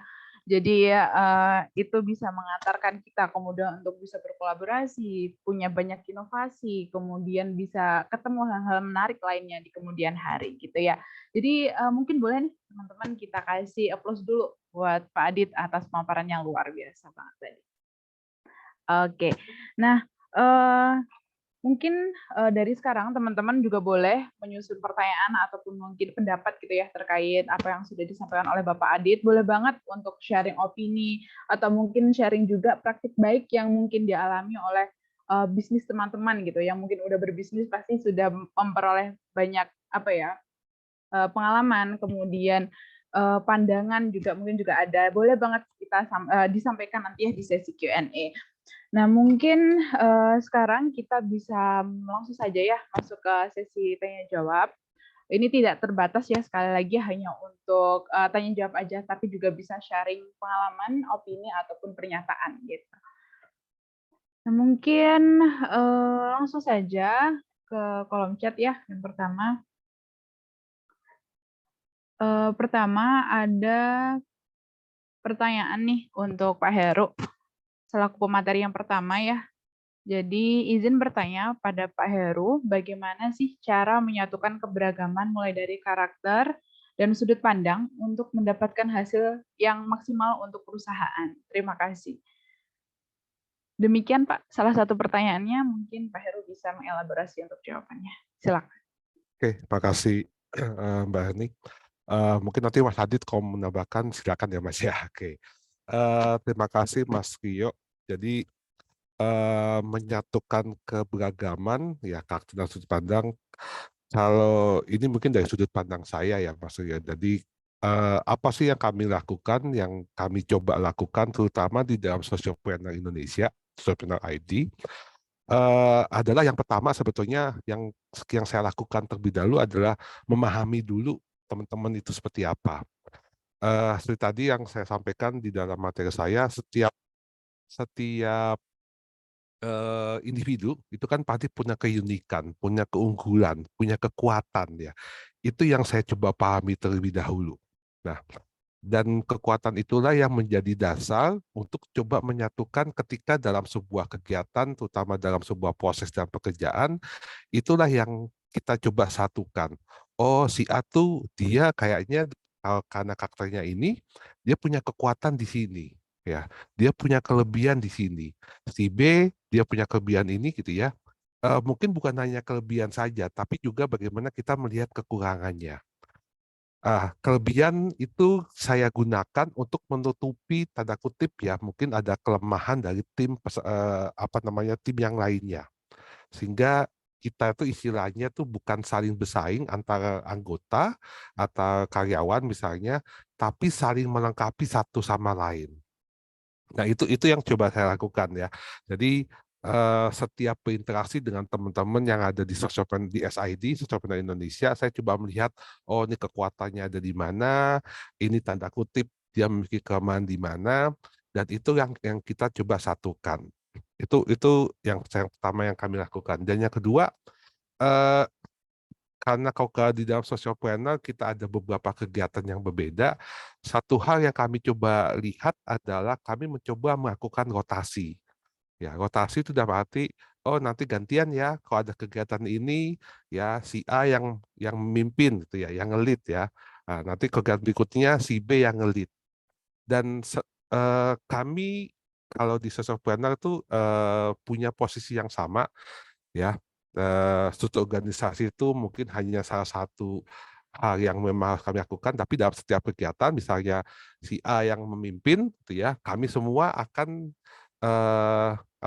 ngikutin gitu lah istilahnya ya, akan ngikutin apa kata PIC-nya gitu hanya PIC yang ngelit, dan itu kami coba lakukan semacam rotasi sehingga setiap orang itu punya kesempatan yang sama ya, punya kesempatan yang sama juga untuk mengembangkan apa yang dia miliki, tidak hanya dia dipimpin oleh orang lain, tapi juga punya kesempatan untuk memimpin orang lain juga. Nah, ini yang coba kami lakukan, dan sejauh ini memang itu cukup, tanda kutip, cukup bisa kami lakukan dan cukup berhasil di dalam Sociopreneur Indonesia. Mungkin itu sih yang pertama, Mbak Erni. Kalau Mas Adit mau ada tambahan, silakan. Ya, boleh Pak Adit untuk nambahin jawaban dari Pak Heru nih, Ya, untuk memperkaya sudut pandang. Ya. ya, Mas Rio, mungkin kalau menggalinya kami setuju sekali dengan pendapat Pak Heru. Tapi maksudnya begini, mungkin kalau di tim kami kita banyak membuka ruang-ruang yang interaktif untuk berdiskusi. Berdiskusi di sini artinya mungkin di sela-sela dari senggang maupun di sela-sela pekerjaan itu kita mendapatkan bisa melihat makin melihat jelas tim kita itu seperti apa sih, ya. Pun kita juga membuka ruang ketika kita bertemu tamu, mereka juga kadang-kadang memberi masukan, sih itu kadang kayak gitu ya. Mungkin kita juga bisa bermasukan, kita bisa ngomong ke dia, itu menjadi satu refleksi yang baik untuk diri kita atau diri tim kita sendiri. Nah, untuk yang kedua memang pola rotasi itu juga kami lakukan juga, walaupun di kami memang polanya berbeda ya. Kalau di kami adalah sebuah platform, jadi kalau boleh ngomong dari sisi level desainer begitu ya, itu sangat banyak sekali itunya. Jadi kita tinggal tanggung jawabnya mana, untuk proyek yang mana, kita coba bergantian jadi PIC, proyek tersebut. Ya, mungkin kayak gitu, Mbak Erni. Ya, terima kasih Pak Adit dan Pak Heru atas jawabannya. Jadi ada 3 poin penting ya yang saya tangkap. Yang pertama, pentingnya untuk mempelajari dulu gitu, mengenal tim-tim anggota-anggota dalam tim kita itu seperti apa, kelebihannya apa dan kekurangannya apa. Nah, dari situ kita tentunya bisa kemudian memanfaatkan kelebihannya untuk membangun tim kita, perusahaan kita gitu. Terus kemudian juga salah satu caranya juga bisa melakukan rotasi, jadi setiap orang itu bisa memegang posisi yang lain juga, jadi melakukan putaran posisi seperti itu. Dan yang terakhir, Pak Adi juga menambahkan tentang pentingnya ruang interaktif ya di sana. Jadi ini juga menjadi salah satu cara untuk mengenali satu sama lain. Jadi dari situ juga bisa memberikan masukan-masukan yang kemudian bisa membangun ujungnya bisa untuk membangun perusahaan juga gitu. Jadi arahnya positif. Seperti itu ya. Ya, terima kasih Rio atas pertanyaannya. Selanjutnya ada pertanyaan dari Daniel Lim dari UIB. Izin bertanya kepada Pak Heru, ada 2 hal yang ingin saya tanyakan. Yang pertama, rayakan perbedaan karyawan itu gimana ya Pak? Nah, ini mungkin bisa dijawab juga dari Pak Adit ya, mungkin perspektifnya beda, dalam implementasinya mungkin juga beda gitu, mungkin. Tapi bisa dijawab ya nanti Pak Adit. Dan yang kedua, itu apabila kita bekerja dengan orang yang tidak menghargai keberagaman dalam artian toleransi sosial yang rendah, gimana ya kita menanggapinya? Terima kasih. Mungkin bisa dari Pak Heru dulu, silakan. Oke, terima kasih Mbak Erni. Oke, makasih Daniel atas pertanyaannya, cukup menarik pertanyaannya. Yang pertama, rayakan perbedaan yang paling umum itu yang pasti adalah terkait dengan merayakan hari besar agama. Itu paling umum gitu ya, itu bisa digunakan.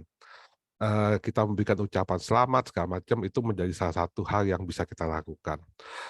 Kemudian kalau yang sering kami lakukan untuk merayakan perbedaan, ini sebetulnya terinspirasi dengan pertama kali, kalau tadi Bapak Ibu dan teman-teman semua lihat di dalam slide saya di awal ya, kami di tim dosen itu ada 8 orang.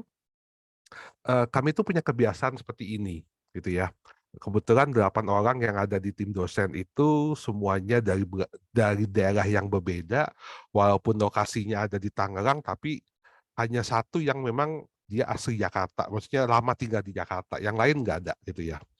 Kami itu punya kebiasaan setiap hari Jumat setelah makan siang, itu bahkan kami mengosongkan, jangan ada kuliah gitu ya, jangan ada kuliah setelah makan siang sholat Jumat di hari Jumat.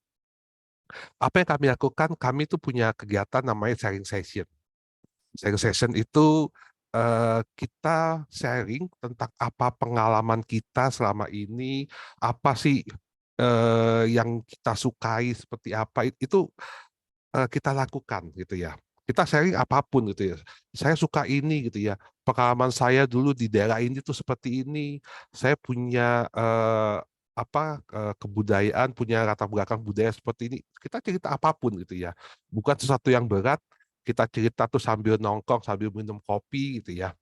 Dan di situ ternyata kita bisa tahu, oh si A ini kayak gini ya ternyata ya. Oh si B itu kayak gini gitu ya. Dan itu karena kami merasa cukup baik di teman-teman dosen pada saat itu, kami bawa hal itu kepada mahasiswa.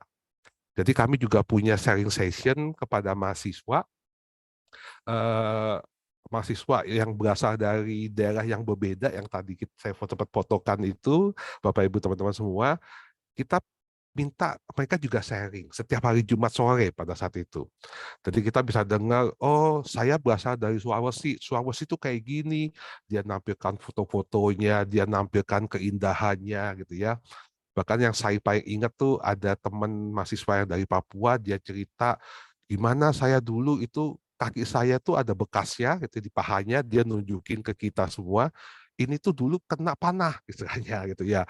Ketika saya nggak tahu ketika ada apa gitu kakinya kena panas, kalau masih ada bekasnya. Dan dia cerita gitu kayaknya. Dari situ kita tahu, oh teman-teman dari daerah ini tuh punya kebiasaan seperti ini. Dari teman-teman di sini tuh punya kebiasaan seperti ini. Dan itu juga yang saya bawa di dalam Sosiopreneur Indonesia. Ya, kita sering ngumpul, kita sering cerita, apalagi kalau kita habis pulang kampung, misalnya habis liburan gitu ya, cerita, oh di daerah saya ada kayak gini, daerah saya seperti ini. Itu sebetulnya satu cara bagi kita menggali apa sih keunikan kita semua. Dan itu ternyata kita menjadi tahu satu sama lain dan kita akhirnya mendapatkan insight baru keunikan teman-teman yang ada di sekeliling kita. Nah, itu yang saya maksud dengan merayakan perbedaan. Kemudian yang kedua, kita bekerja dengan orang yang tidak menghargai. Kalau bagi saya sih, ini pendapat saya pribadi ya saya sih nothing tulus istilahnya ya. Saya tetap melakukan apa yang saya yakini dengan keberagamannya. Karena saya pernah berada di dalam lingkungan seperti itu, ya saya tetap menghargai, saya tetap melakukan apa yang saya yakini, dan pada akhirnya teman-teman yang awalnya tidak menghargai, akhirnya dia ikut kok, karena dia melihat kita, gitu. Jadi mungkin aja dia belum pernah melihat, belum merasakan, ketika dia melihat teman-teman yang lain, teman-teman yang lain merayakan keberagaman dan menjadi sebuah insight yang baik, akhirnya dia juga ikut. Kalau saya sih akan lebih ke arah sana sih. Jadi kita tetap memberikan tanda kutip bukti, pengalaman, dan akibatnya mereka akan bisa melihat secara langsung. Mungkin itu sih dari sudut pandang saya. Kalau Mas Adip, monggo silakan. Ya, silakan Pak Adi. Ya, dari pertanyaan Mas Daniel yang rayakan itu, kalau di kami biasanya eventnya dua yang saya ingat. Selalu kuliner dan nonton bareng gitu ya. Jadi gimana kita bisa lebih lost gitu ya untuk bercerita satu sama lain. Bukan kita kepo juga gitu ya. Dari situ kadang kan ada yang mungkin sebelum 1-2 jam atau 1 hari sebelumnya itu kita sempat tegang gitu ya. Tapi di situ kan bisa langsung semoga tadi menciptakan ruang kreatif itu bentuknya bisa macam-macam Mas Daniel. Jadi benar tadi salah satunya disampaikan Pak Heru, tapi di kami semacam itu. Kalau dulu di perusahaan sebelumnya, mungkin Mas Daniel tahu franchise air minum biru itu kita ngadakannya dengan model sharing kayak Pak Heru itu, dan setiap orang harus karena tahu waktu itu kita mau bersuara, mungkin masih malu-malu, bawa film yang disukai dan kita bahas bareng. Nah itu jadi media tool yang lain juga. Waktu itu saya membawa film Cars gitu ya. Terus saya present juga. Kenapa kok bawa film Cars gitu ya? Film kartun Cars. Nah, dari situ nanti terjalin tuh apa simpulnya kita ngomong ke muara yang sama tadi gitu ya. Nah, kalau sekarang mungkin karena grupnya beda, lebih suka makan Mas. Jadi kuliner sana sini, tapi intinya sama. Kita mencoba menggali potensi tim kita, bahkan bisa kita dengan partner ataupun kolega yang lain. Karena sifatnya kan semua jangka panjang ya Mas ya. Itu. Nah, kalau yang kedua tadi kembali kami sebagai kembali ya kita sebagai platform terbuka sangat sering mengalami yang Mas Daniel sampaikan ini ya. Cuma kalau saya sih gasken aja. Kita gasken dalam konotasi yang tetap positif, sampaikan. Biasanya nanti lingkungannya dia yang lebih kuat akan mempengaruhi mereka dan akhirnya memberi pemahaman yang berbeda dari angle yang lain, gitu ya. Bukan saya ngotot ya Mas Daniel. Jadi biasanya works on-nya kayak gitu yang terjadi di spot-spot yang saya boleh kasih tanda ekstrim. Ya, makasih Mas Daniel. Ya, terima kasih Mas Adi dan juga Pak Heru ya atas pemaparannya dan semoga bisa menjawab pertanyaan dari Kak Daniel ya tadi atas dua pertanyaannya gitu. Nah, selanjutnya ada pertanyaan dua lagi nih dari namanya Kariski ya, Kariski Putra. Yang pertama, kenapa sih ada guru atau dosen yang sering tidak mau menerima ilmu atau cara terbaru yang tidak pernah ada dalam materi pembelajaran dari siswa atau mahasiswanya dan sering ditolak sama guru atau dosennya? Dan yang kedua, apakah para guru atau dosen ini takut disaingi oleh siswa atau mahasiswanya dalam hal ilmu baru? Terima kasih. Ini pertanyaannya memancing Pak Heru nih sepertinya sebagai dosen ya Pak ya. Oke, mangga nih. Ya. Pak Heru. Makasih nih. Terima kasih juga Rizky atas pertanyaannya. Ini jujur aja pertanyaan yang susah saya jawab ya istilahnya ya. Kalau kenapanya jujur saya tidak tahu. Ini harus saya disclaimer dulu. Saya juga tidak tahu kenapanya gitu ya. Kalau saya pribadi, ya kebetulan saya juga sebagai dosen ya. Satu hal yang harus saya lihat adalah kita harus paham situasinya antara dosen dan mahasiswa. Kita berada dalam satu lingkungan yang tanda kutip ya kita berada dari dua generasi yang berbeda ya. Tentu saja karakternya berbeda. Nah, yang selalu saya lakukan adalah sebagai dosen saya memahami mahasiswa dulu. Ini mahasiswa saya seperti apa sih sebetulnya? Itu yang selalu saya lakukan. Dan poin berikutnya adalah bagi saya pribadi sebagai dosen bukan status saya di kelas itu bukan saya hanya mengajar saja istilahnya, bukan saya tanda kutip sayang ilmu, bahkan ada suatu momen ya saya juga belajar dari mereka istilahnya ya karena saya yakin dia setiap orang tadi saya bilang ya setiap itu punya keunikan ya dan saya dari sudut pandang saya dosen bukan sesuatu hal yang maha tahu istilahnya. Cuma bedanya saya mungkin lahir duluan daripada mahasiswa saya. Cuma bedanya itu aja gitu ya. Tanda kutip saya lebih tua istilahnya gitu aja ya mungkin ya. Mungkin saya punya pengalaman yang bisa saya bagikan. Nah, tapi saya juga pasti akan belajar banyak ya dari mahasiswa saya. Terutama apalagi bidang saya lebih banyak mengajar itu di mata kuliah yang berbasis entrepreneur dan juga mata kuliah yang berbasis teknologi. Ya, kalau kita bicara teknologi, anak-anak mahasiswa sekarang tuh lebih jago sebetulnya daripada kita ya Pak Sadit ya. Kita kan berada hidup dalam dua dunia ya. Dunia offline kemudian online. Nah, kalau teman-teman mahasiswa kan lahir sudah gadget di tangan istilahnya gitu ya. Bahkan saya lebih ke sana.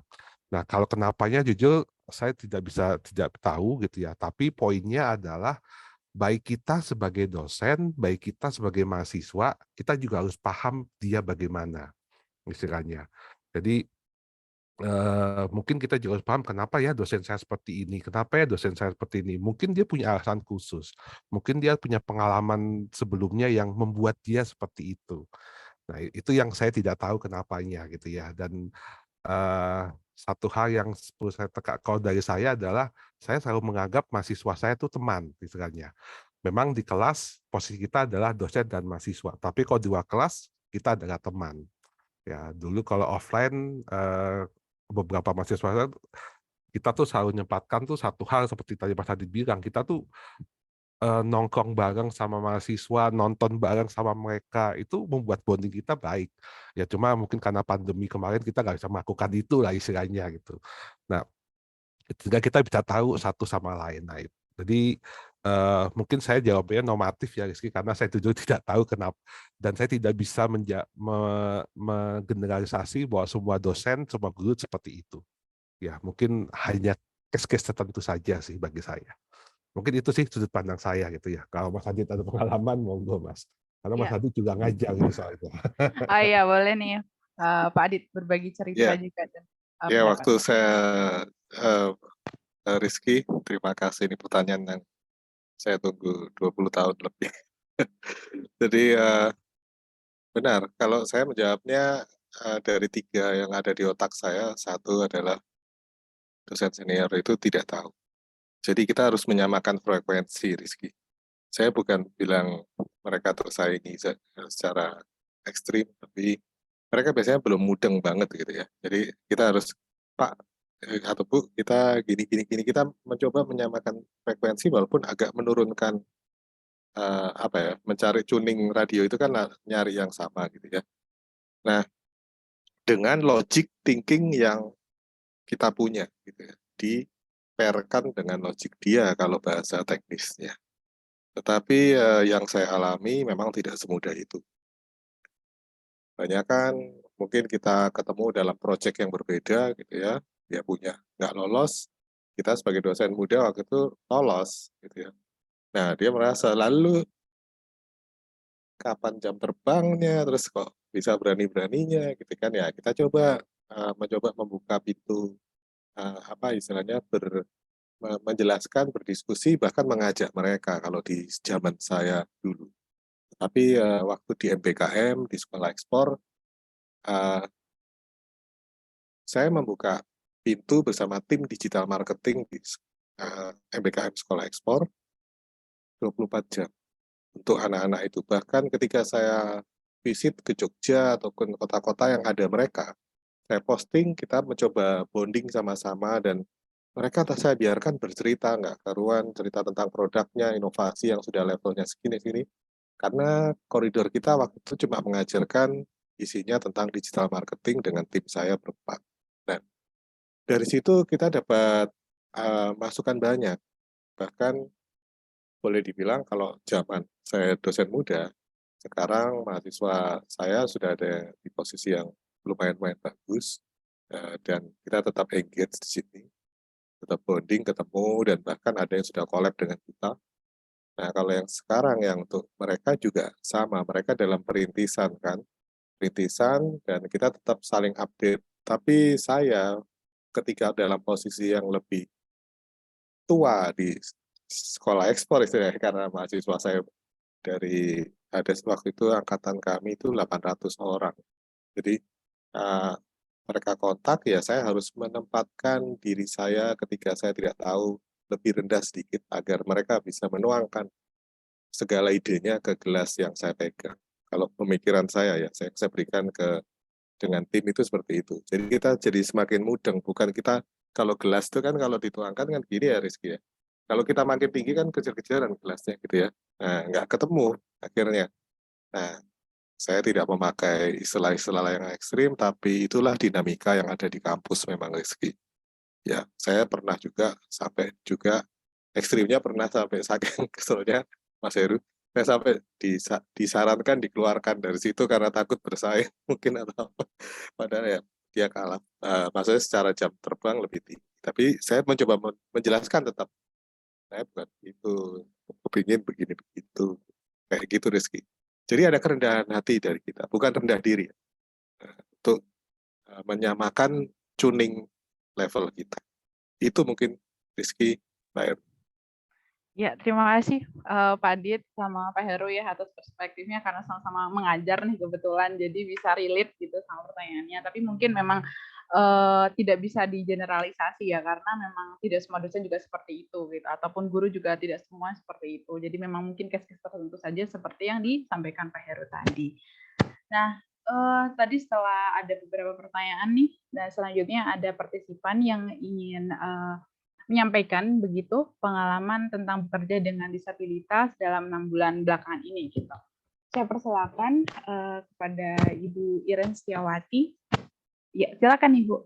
Iya, selamat siang. Saya Irena Setiawati, saya muridnya Pak Aditya di saya ini Pak UKM-nya Kemenperin Pak, Project Emoji kemarin yang di 2021 ya Pak ya, waktu itu kayaknya. Iya Bu Iren, ya, Nggak senang terasa ketemu. udah Cepat aja setahun waktunya. lagi.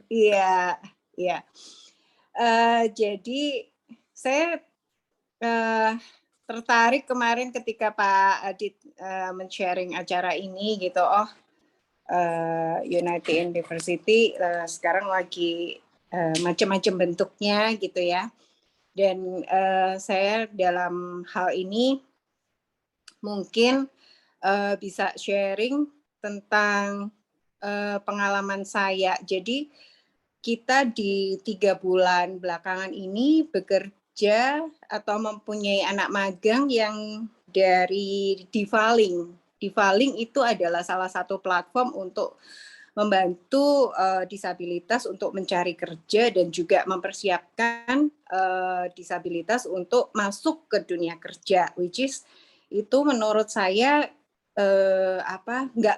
belum banyak yang melakukan gitu, terutama di kota-kota lain gitu.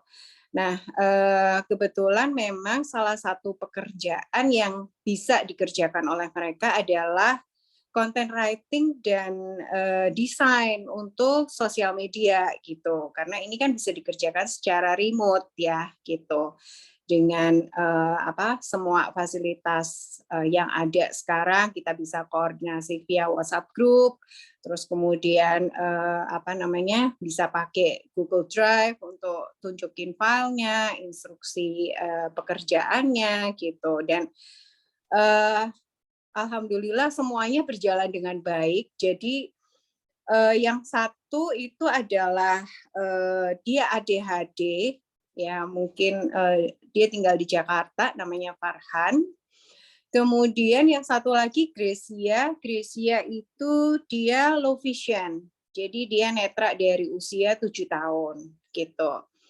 Nah, Gracia dan Farhan sudah mendapatkan pembekalan dari salah satu program yang namanya DOPE, Disability Empowerment, seperti itu. Jadi mereka memang direkrut untuk dilatih di bidang content writing dan juga desain grafis gitu.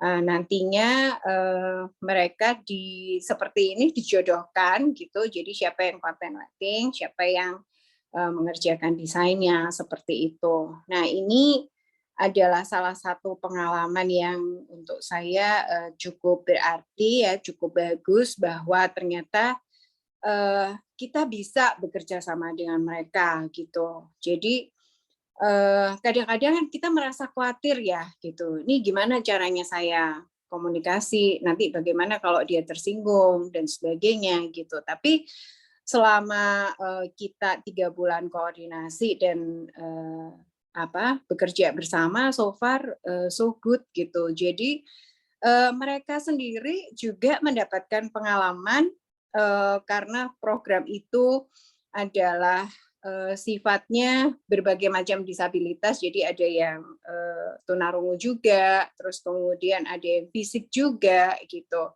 Saya kebetulan punya outlet di Sarinah, jadi saya bilang sama mereka untuk kalian boleh dong untuk ke Sarinah melihat produk saya, bagaimana di display dan sebagainya, karena saya lokasinya di Bali, jadi saya nggak bisa untuk setiap kali ngecek dan sebagainya. Dan kemudian memang mereka belum pernah ketemu face to face juga, meskipun sama-sama di Jakarta gitu. Jadi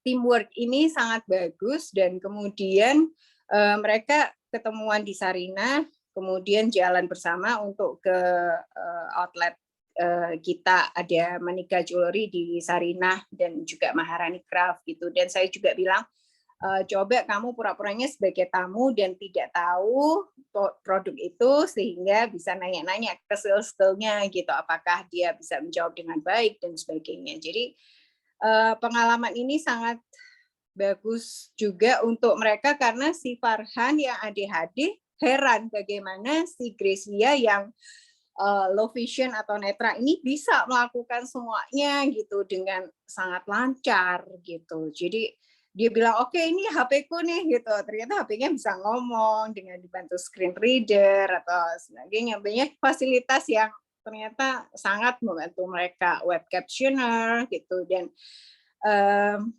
saya tadi juga terinspirasi dengan adanya slide dari Pak Heru dan Pak Adit. Kalau memang jadi atau nanti kita, saya sebagai salah satu pengurus dari organisasi yang namanya BEDO, Business Export Development Organisasi yang di Bali, kita juga diminta sharing untuk acara APEXI, Asosiasi Pemerintah Kota, yang mereka ingin membuat inclusive job center di beberapa provinsi. Nah, untuk saya ini pasti membutuhkan pelibatan Sociopreneur ID untuk melakukan dan membantu supaya ini bisa terwujud ya. Saya pikir pembekalan untuk para disabilitas ini kan sangat kurang ya di tempat kita. Either wadahnya nggak ada, juga orangnya juga belum terkumpul seperti itu. Jadi kalau memang ini jadi, saya akan kontak sama Pak Adit dan Pak Heru untuk membantu terwujudnya inclusive job center di setiap provinsi. Karena kebetulan kita bisa info dan terlibat di dalam kegiatan itu kan kita mesti mengajak nih yang sevisi tadi ya Pak Adit dan Pak Heru. Itu aja dari saya, terima kasih. Iya, terima kasih Bu Yaren, sangat insightful ya. Bahkan kayaknya saya kalah ini ya, teknologinya kalah gitu sama teman-teman yang disebutin tadi. Saya nggak tahu itu apa bahkan. Jadi benar-benar insightful banget. Terima kasih ya Ibu atas pengalaman yang udah diceritain dengan sangat detail banget tadi. Oke. Kemudian mungkin tinggal Mbak Erni mau ya. nanggapi Bu Iren dulu. Terima Boleh. kasih banyak sharingnya ya. Saya manggilnya Mbak atau Ibu ya, sama aja lah ya. Kami dengan senang hati sih, jadi karena itu juga menjadi salah satu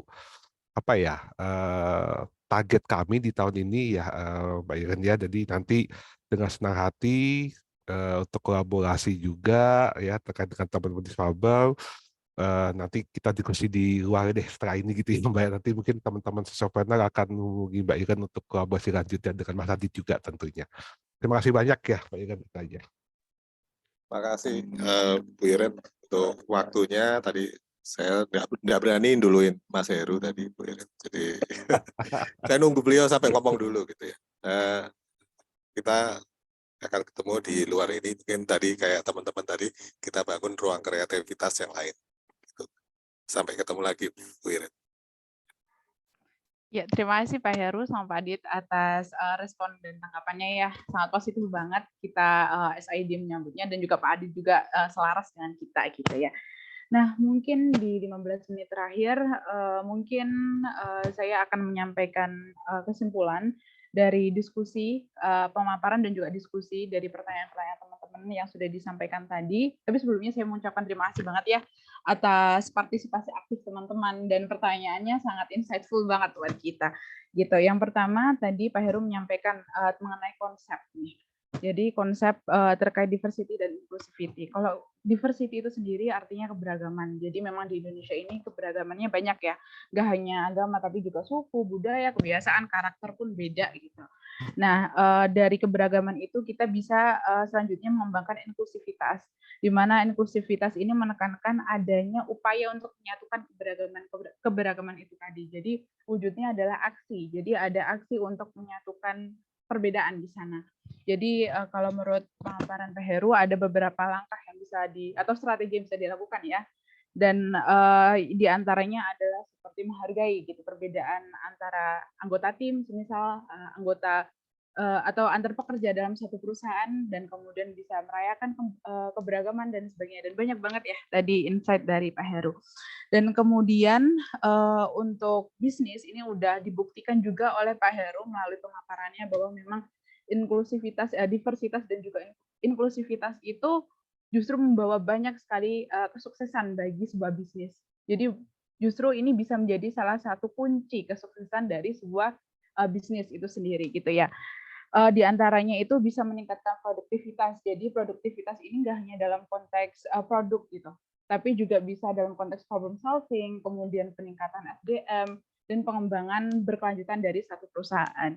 Nah, di situ kemudian Pak Adit menambahkan bahwa memang untuk mengembangkan inklusivitas, diversitas dan inklusivitas itu startnya ya dari diri kita sendiri gitu, berefleksi dari apa yang sudah kita alami, kemudian pengalaman kita apa, kemudian ilmu-ilmu atau insight yang kita dapat dari sekitar kita gitu ya. Apalagi kita tuh bagian dari Indonesia yang sangat beragam, pasti dari situ bisa banget kita pakai untuk menjadi motivasi untuk mengembangkan diversitas dan juga inklusivitas itu sendiri gitu. Dan terakhir adalah Pak Ade juga menyampaikan tentang pentingnya menjahit perbedaan-perbedaan itu dengan kolaborasi. Jadi dari kolaborasi itu kemudian bisa melangkah lebih jauh gitu ya. Melahirkan berbagai inovasi, kemudian banyak perspektif yang kemudian bisa ditampung jadi satu dan jadi karya yang insightful atau berdampak buat orang lain. Jadi kita sepakat ya di sini bahwa memang diversitas dan inklusivitas itu membawa banyak sekali dampak positif, justru jadi memperkuat bangsa Indonesia menjadi jauh lebih baik ke depannya, seperti itu. Nah, mungkin itu saja penyampaian kesimpulan dari saya. Jadi selanjutnya mungkin Bapak Ibu ataupun teman-teman yang belum melakukan presensi bisa melakukan presensi di kolom chat begitu. Dan ya, saya kira demikian. Jangan lupa ya rekan-rekan untuk mengisi presensinya. Saya kira demikian sesi 3S Network pada siang, pada pagi dan sampai siang hari ini ya. Dan alhamdulillahnya teman-teman masih tetap stay sampai akhir dan terima kasih. Harapannya tadi insight dari Bapak Heru, Pak Adit, dan juga Ibu Iran dan teman-teman yang lain itu bisa bermanfaat ketika diterapkan di bisnis ataupun perusahaan teman-teman nanti ke depannya. Demikian ya teman-teman dan rekan-rekan sekalian, terima kasih.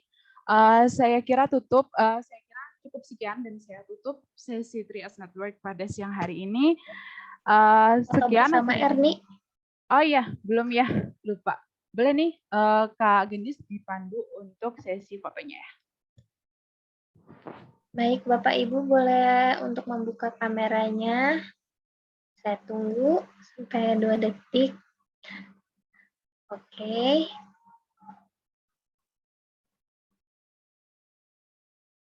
Apakah sudah semuanya? Oke, saya tunggu. Baik.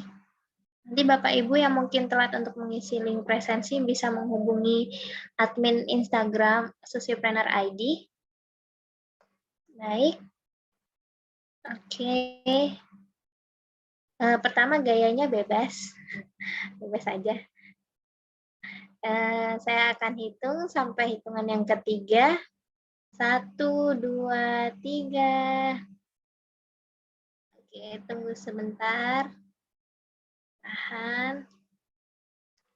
Untuk gaya yang kedua, bisa jempol. Gimana ya Erni jempol? Oke, saya nggak bisa ikutan karena saya yang screenshot ya teman-teman. Oke. Ya, jempol 1, 2, 3. Baik. Terima kasih Bapak Ibu. Sudah Erni. Ya, terima kasih ya Kak Gendis atas fotonya untuk sesi foto kali ini. Selanjutnya mungkin bisa Erni tutup. Terima kasih atas partisipasi rekan-rekan pada siang hari ini. Semoga bisa membawa dampak positif bagi kita semua. Amin. Selamat siang dan selamat melanjutkan aktivitasnya kembali. Terima kasih Bapak Ibu, Terima kasih teman-teman semua. Terima kasih rekan-rekan Terima kasih semuanya. ada Pak Doni. Ya, sama-sama.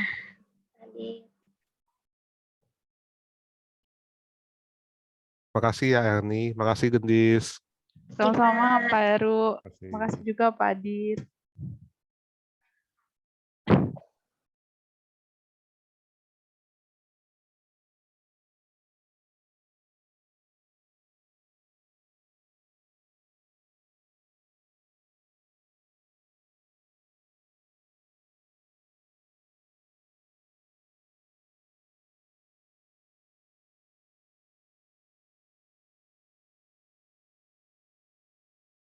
Aku end ya, Er. Boleh Kak. Bye. Thank you. Thank you Kak Gendis. Thank you, Erni.